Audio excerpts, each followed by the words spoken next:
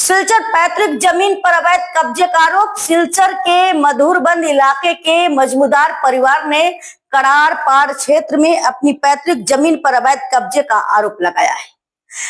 महमदुर रहमान मजमूदार और उनके भतीजे अहमद हुसैन मजमूदार ने बताया कि विरोध करने पर कब्जाधारियों ने उन्हें धमकाया और हमला भी किया। उन्होंने कई लोगों को आरोपी बनाते हुए दावा किया कि कुछ अवैध बांग्लादेशी घुसपैठिए जमीन पर कब्जा कर रहे हैं। मामला अदालत में विचाराधीन है। परिवार ने मुख्यमंत्री से हस्तक्षेप की मांग की है। अहमद हुसैन मजुमदार, আমি আমার বাবার নাম মখলিসুর রহমান মজুমদার। আমার কাকু যেগুলা কইলা এটা আমি একটু বিস্তারিত কই আর কি, যে আমরা বাড়ি হইল মধুরবন বাগাসা মোকাম পয়েন্ট, আর আমরা জমিটা হইল কাড়ারপাড়, এখান থেকে প্রায় 4-5 কিলোমিটার দূর, যাতে আমরা এখানে যাওয়া আসা করতে পারি না। তো বিগত কয়েক বছর আগে আমরা খবর পাইলাম যে এখানে কয়েকজন মানুষে বলপূর্বক ঘর বানাই লিছে।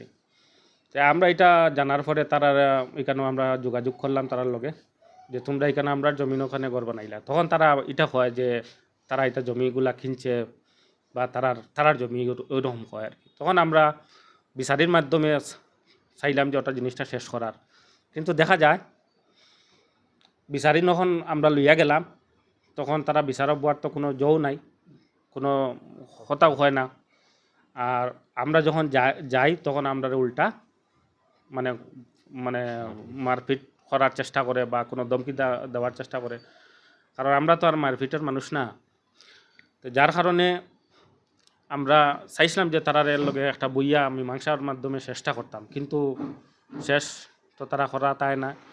এখন আমরা সরকারি যত প্রকল্প আছে এগুলা আমরা বর্তমানে লিগেলভাবে সরকারের গড়ো আমরা অবজেকশন দিয়া যেসব প্রকল্প এগুলো আমরা বন্ধ করিয়া রাখছি, আর আমরা আইনের দ্বারস্থ হইছি। আরও কিছু বক্তব্য হইতে চাই যে এখানেও যারা ষড়যন্ত্রকারী তারা কয়েকজনের নাম আমি তুলিয়া ধরতাম চাই। আর তারা হইল দলা ফজরি, তারার বাবার নাম হইল আলয়, আর আরও 4 জন আছে সুনাফর, ফকির আলী, সেবার, সাবুদ্দিন। এই 6-7 জন মানুষ এটা অরিজিনালি আমরা ইন্ডিয়ার মানুষ না, এরা বাংলাদেশের মানুষ। এটার অরিজিনাল যদি নথিপত্র চেক করা হয় তারা বাংলাদেশ সাব্যস্ত হইব। তো এই যে 6-7 জন মানুষ আছে, এই 6-7 জন মানুষ এইখানে তারা মাফিয়াগিরি করে। যেহেতু কারণ হইল মাফিয়া, আমি তারা এই কারণেও কইমু যে আমার জমিন আমার বাপদাদার সম্পত্তি তারা জোর জবরদস্তি দখল করিয়া বইছে।